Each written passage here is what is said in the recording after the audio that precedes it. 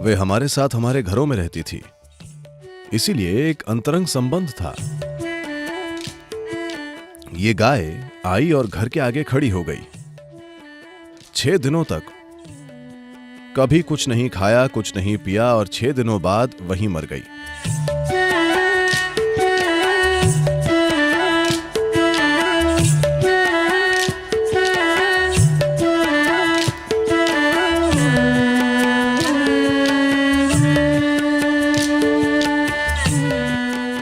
अब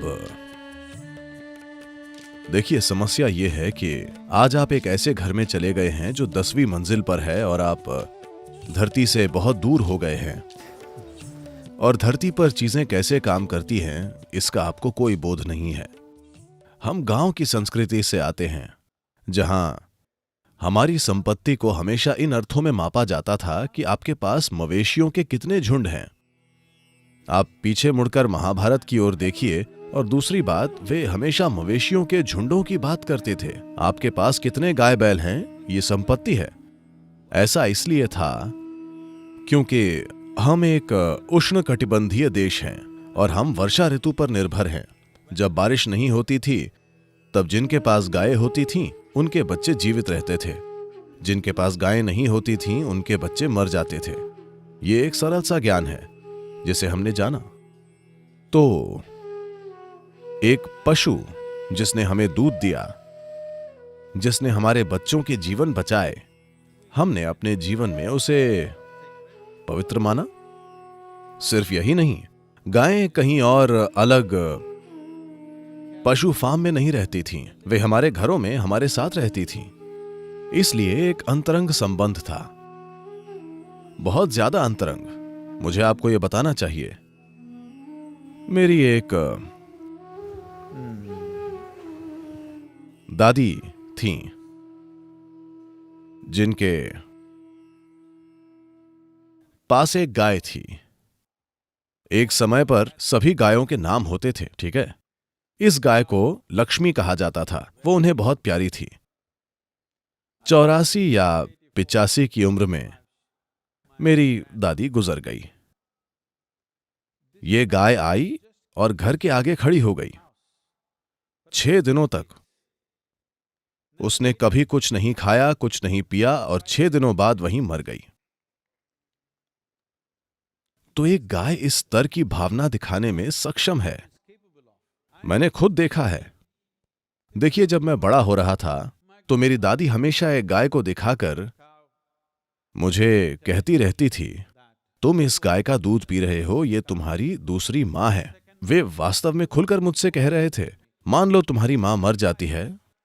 मैं बस 2 साल का बच्चा था। ये वो दिन थे जब आपको मृत्यु शब्द कभी नहीं बोलना होता था। पर उन दिनों क्योंकि मां मर सकती थी, इसलिए मेरी दादी मुझसे कहती थी, मान लो तुम्हारी मां मर जाती है तो ये तुम्हारी मां है, यही तुम्हें पाल रही है। हर रोज मुझे ये बताया जाता था, इसलिए रोज मुझे जाकर कम से कम उसे छूना होता था और कुछ मिनटों तक उसके साथ खेलना होता था। ये बड़े होने का एक हिस्सा था। इसलिए स्वाभाविक रूप से उस पशु की ओर एक बड़ी भावना जुड़ी थी। और मैंने खुद देखा है कि अगर आप किसी गाय के साथ एक निश्चित घनिष्ठता विकसित कर लेते हैं, मान लीजिए आप किसी दुख, अपने भीतर किसी कष्ट से गुजर रहे हैं, तो आपको उसके पास भी नहीं होना है। गाय आपके लिए आंसू बहाएगी। इसलिए क्योंकि उनमें मानवीय भावनाएं हैं, हमने कहा कि गाय को मारना हत्या के समान है। गाय को खाना नरभक्षण के समान है। अतीत में इसे इसी तरह देखा जाता था। खैर, अब हम उस समय में वापस नहीं जा सकते। हम समुद्र की सबसे बड़ी गहराइयों में जाएंगे और उसके तले में जो होगा हम उसे उठाएंगे और खा जाएंगे। हम इस ग्रह पर हमने हर चीज का शोषण करना सीख लिया है। पर एक कृषि प्रधान देश में, मैं चाहता हूं कि आप इसे समझें। अगर आपको यह पहले से नहीं पता तो चलिए मैं आपको यह बताता हूं। भारत का 25% हिस्सा अगले 10 से 15 साल के समय में रेगिस्तान में तब्दील होने जा रहा है। मरुस्थलीकरण कैसे होता है, इसका कारण सरल सा है। सामान्य कृषि भूमि में मिट्टी को मिट्टी कहने के लिए कम से कम 3 से 6% जैविक तत्व होना चाहिए। कम से कम 3% तो होना ही चाहिए।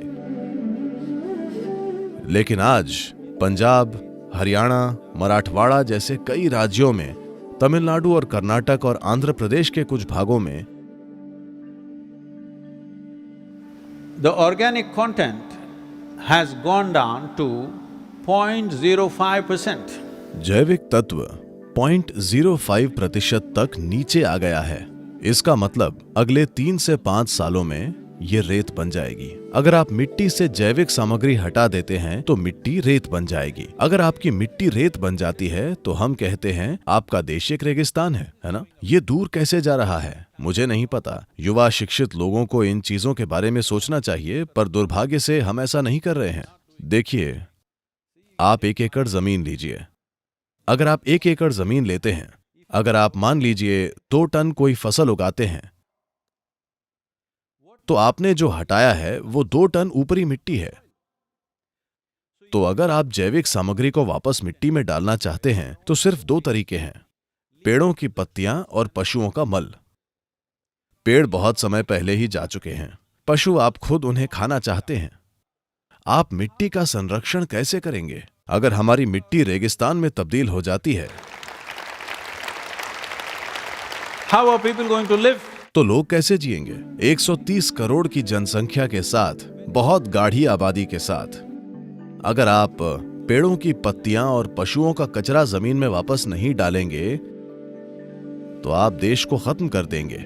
एक ऐसा देश जहां 12 मासी खेती प्रणाली है और जिसका कृषि इतिहास 8 से 10 हजार साल पुराना है। इस ग्रह पर सबसे लंबा कृषि इतिहास। अब अगर आप मिट्टी को निकालकर उससे रेत बना देते हैं तो ये क्या बड़ी बात है? आपको किसी तरह से इसे संरक्षित करना होगा, किसी बिंदु पर।